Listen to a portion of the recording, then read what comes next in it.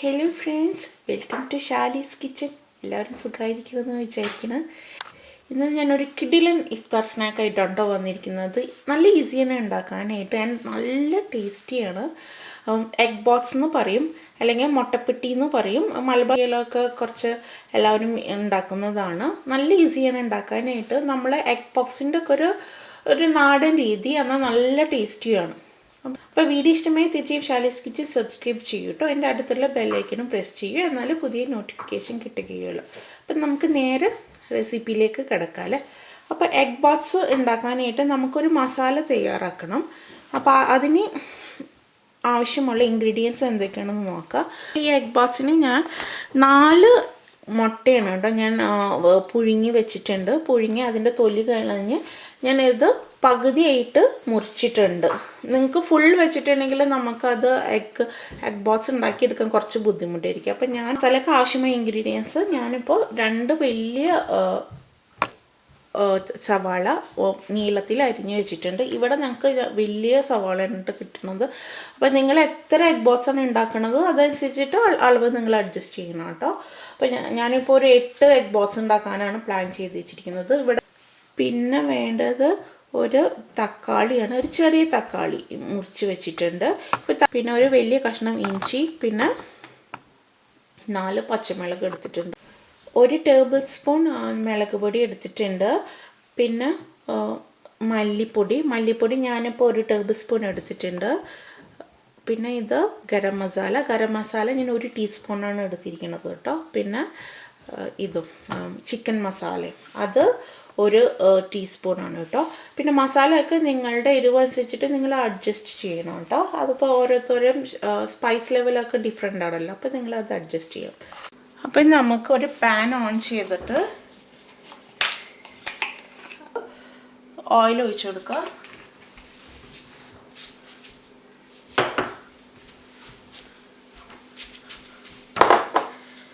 ഇതിലേക്ക് പാൻ ചൂടായിട്ടുണ്ട്. നമ്മൾ ഇഞ്ചി, ഞാനിവിടെ ഇഞ്ചിയും വെളുത്തുള്ളിയും ഇവിടെ ചതച്ച് വെച്ചിട്ടുണ്ട് കേട്ടോ. അത് ഇട്ട് കൊടുക്കുക. എന്നിട്ട് ഇതൊന്ന് നന്നായി മസാല ഇളക്കി കൊടുക്കുക.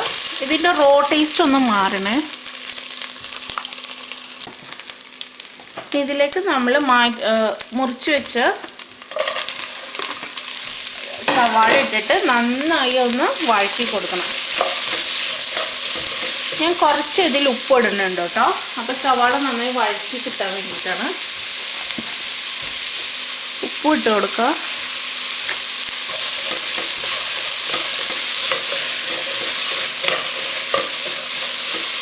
ഇനി ഇത് നന്നായി വഴറ്റിയെടുക്കണം കേട്ടോ.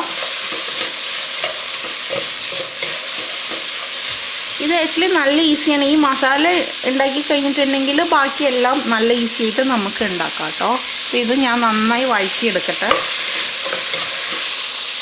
ഒരുവിധം വഴന്ന് വന്നിട്ടുണ്ട്. അപ്പം നമുക്ക് ഈ പൊടീസെല്ലാം ഇതിലിട്ട് കൊടുക്കാം. എന്നിട്ട് ഇതിൻ്റെ പച്ചമണം മാറുന്നത് വരെ ഒന്ന് വഴറ്റി കൊടുക്കാം. അത് കഴിഞ്ഞിട്ട് നമുക്ക് തക്കാളി ഇടാം. ഓക്കെ, മസാല ഇട്ടിട്ട് വേണം നിങ്ങൾ തക്കാളി ഇടാൻ കേട്ടോ. അല്ലെങ്കിൽ തക്കാളിയുടെ വെള്ളം ഇറങ്ങിയിട്ട് ഇതിൻ്റെ മസാലയുടെ റോ ടേസ്റ്റ് ഉണ്ടാവില്ല, ഒരു പച്ചക്കുത്ത് ഉണ്ടാവില്ല, അത് മാറില്ല. ഇനിയിപ്പം നിങ്ങൾക്ക് തക്കാളി ഇടാൻ ഇഷ്ടമില്ലെങ്കിൽ ഇങ്ങനെ തന്നെ യൂസ് ചെയ്യാം കേട്ടോ. അപ്പോൾ ഞാൻ തക്കാളി ഇടാണ് കേട്ടോ. തക്കാളി ഇടട്ടെ. ഇപ്പം തക്കാളിക്ക് പകരം നിങ്ങൾക്ക് വേണമെങ്കിൽ കെച്ചപ്പും ഇടാം കേട്ടോ. ഞാൻ തക്കാളിയാണ് ഇടുന്നത്. ഇതൊരു സ്പൈസി സ്നാക്കാണ്. ഇപ്പോൾ കുട്ടികൾക്കൊക്കെ കൊടുക്കണമെന്നുണ്ടെങ്കിൽ നിങ്ങൾക്ക് കെച്ചപ്പ് ഇടാം. അപ്പോൾ ഇതിനൊരു കുറച്ചൊരു സ്വീറ്റ്നെസ് കിട്ടുമല്ലോ. നമ്മളുടെ മസാല ഇപ്പോൾ റെഡി ആയിട്ടുണ്ട് കേട്ടോ.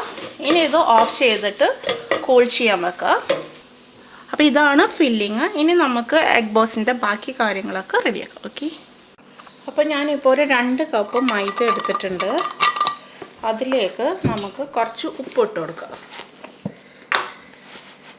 ഞാനിപ്പോൾ ഒരു 8 എഗ് ബോക്സ് ആണ് ഉണ്ടാക്കാൻ പോകുന്നത് കേട്ടോ. അപ്പോൾ നിങ്ങൾ എത്ര മുട്ട എടുക്കണം അപ്പോൾ അതനുസരിച്ചിട്ട് അഡ്ജസ്റ്റ് ചെയ്യണം. എന്നിട്ട് ആവശ്യത്തിന് വെള്ളം ഒഴിച്ചിട്ട് നമ്മളിത് മിക്സ് ചെയ്തെടുക്കുക. നിങ്ങളിപ്പോൾ ഒരു മിക്സിയിലേക്ക് ആക്കിയിട്ട് അടിച്ചെടുക്കാം. നമുക്കൊരു ദോശമാവിൻ്റെ ബാറ്ററാണ് വേണ്ടത്. മിക്സിയിലിട്ട് അടിച്ചിട്ടുണ്ടെങ്കിൽ ഈസി ആയിട്ട് ലംസ് ഒന്നും ഇല്ലാതെ കിട്ടും. അപ്പോൾ ഞാനിത് മൈദ കുറച്ച് വെള്ളം ഒഴിച്ചിട്ട് ഈ ബാറ്റർ ഇങ്ങനത്തെ പരിഭവമാണ് കേട്ടോ വേണ്ടത്. ഞാൻ മിക്സിയിലിട്ട് ബ്ലെൻഡ് ചെയ്തെടുത്തു. അതാകുമ്പോൾ കുറച്ചും കൂടി ഈസി ആയിരുന്നു. അപ്പം നല്ലൊരു ഫ്ലഫി ആയിട്ട് കിട്ടിയിട്ടുണ്ട്.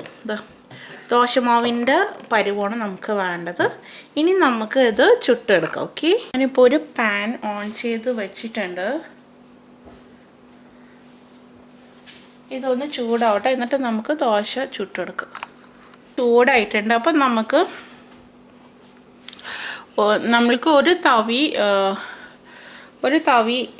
മാവ് ഒഴിച്ചെടുക്കാം. അപ്പോൾ ഒരു തവി മാവ് ഒഴിച്ചെടുക്കുക.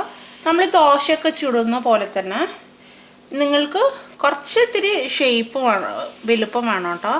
കാരണം എന്താണെന്ന് വെച്ചാൽ നമുക്ക് എഗ്ഗ് മസാല ഫിൽ ചെയ്തിട്ട് ഇതിൽ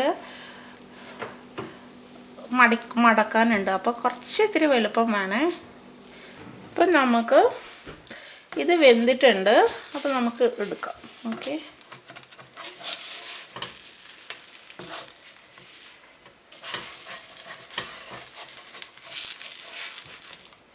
നമുക്ക് വെന്തിട്ടുണ്ട്. ഇത് നമുക്ക് വേറെ പ്ലേറ്റിലേക്ക് മാറ്റാം. നമുക്കിത് ഉണ്ടാക്കാൻ തുടങ്ങാം. അപ്പോൾ എല്ലാം റെഡി ആയിട്ടുണ്ട്. ഇപ്പം ഞാൻ 2 എഗ്ഗ് ഉപ്പിട്ടിട്ട് ഇത് ബീറ്റ് ചെയ്ത് വെച്ചിട്ടുണ്ട്. ഇത് ജസ്റ്റ് എഗ് ബോക്സ് എടുത്ത് പൊരിക്കാനാണ് കേട്ടോ. അപ്പോൾ നമുക്ക് 2 മുട്ട അങ്ങനെ ബീറ്റ് ചെയ്ത് വേണം. പിന്നെ വേണ്ടത് ബ്രെഡ് ക്രംസ് ആണ്. ഞാൻ വീട്ടിൽ തന്നെ ഉണ്ടാക്കണം. അപ്പോൾ ഞാനൊരു മിക്സിയുടെ ജാറിൽ കുറച്ച് ബ്രെഡ് എടുത്ത് കഷ്ണിച്ച് വെച്ചിട്ടുണ്ട്. ഞാൻ ഇത് പൊടിച്ചെടുത്തിട്ട് വരാം. ഞാൻ വീട്ടിൽ തന്നെ ഉണ്ടാക്കും. അല്ലെങ്കിൽ നിങ്ങൾക്ക് ബ്രെഡ് ക്രംസ് നിങ്ങൾക്ക് കടയിൽ നിന്ന് വാങ്ങിച്ച ബ്രെഡ് ക്രംസ് യൂസ് ചെയ്യാം കേട്ടോ. അപ്പോൾ ഇത് ഞാൻ പൊടിച്ചിട്ട് വരാം. ക്രംസും ഇവിടെ റെഡി ആയിട്ടുണ്ട്. പിന്നെ അപ്പം നമ്മൾക്ക് നമ്മുടെ ദോശയില്ലേ, മൈദ ദോശയുടെ നടുവിൽ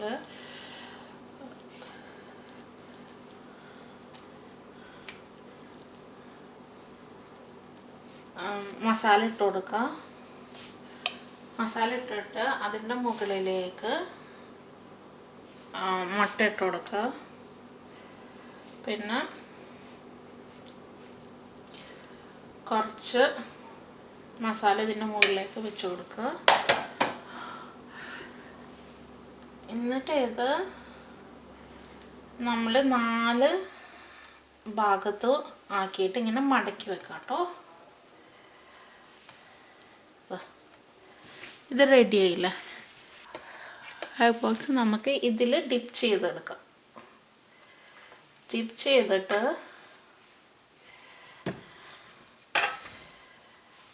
പിന്നെ നമ്മൾ ബ്രെഡ് ക്രംസിൽ നന്നായി എല്ലായിടത്തും കോട്ട് ചെയ്യണ രീതിയിൽ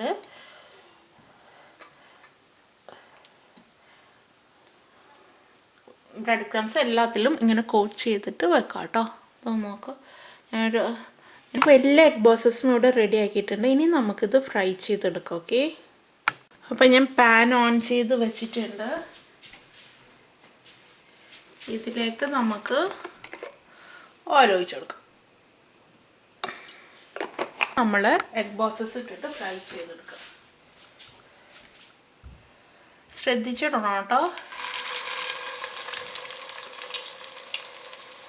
ഞാനിപ്പോൾ ഒരു 3 എണ്ണം ഇടുന്നുണ്ട് കേട്ടോ.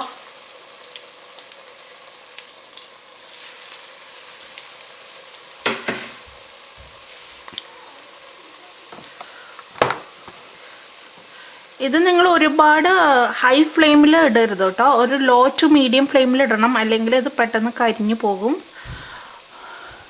ഒരു സൈഡ് വെന്ത് വന്നാൽ നമുക്ക് തിരിച്ചിട്ടിട്ട് അടുത്ത സൈഡും ഫ്രൈ ചെയ്തെടുക്കാം.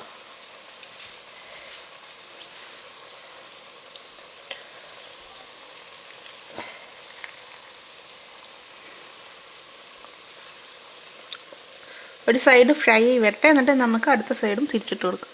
ഫ്രൈ ചെയ്തിട്ട് തിരിച്ചിട്ട് കൊടുക്കാം.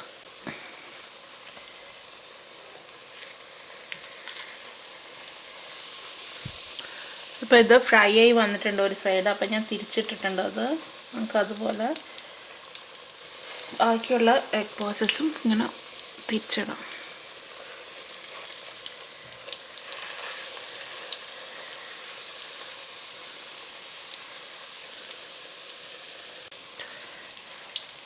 ഇപ്പോൾ ഒരു സൈഡ് നന്നായി മൊരിഞ്ഞിട്ടുണ്ട്. ഇതുപോലെ ബ്രൗൺ ആയിട്ട് ഗോൾഡൻ ബ്രൗൺ ആയിട്ട് ഫ്രൈ ചെയ്തെടുക്കണം കേട്ടോ. ഇത് ഫ്രൈ ചെയ്ത് കഴിഞ്ഞിട്ട് നമുക്കിത് എടുത്ത് മാറ്റിയേക്കാം. നല്ല കിടിലൻ ടേസ്റ്റാണ് കേട്ടോ ഇതിന്. നമ്മളൊരു എഗ് പപ്സ് ഒക്കെ ഉണ്ടാക്കണ പോലെ. എഗ് പപ്സിൻ്റെ അത്ര ബുദ്ധിമുട്ടും ഇല്ലല്ലോ. നിങ്ങളെല്ലാവരും ഇത് ട്രൈ ചെയ്യണേ. ഇപ്പോൾ 2 സൈഡ് ഇപ്പോൾ ഫ്രൈ ആയി വന്നിട്ടുണ്ട്. നോക്കൂ, കിടിലൻ എഗ് ബോക്സ് റെഡി ആയിട്ടുണ്ട്.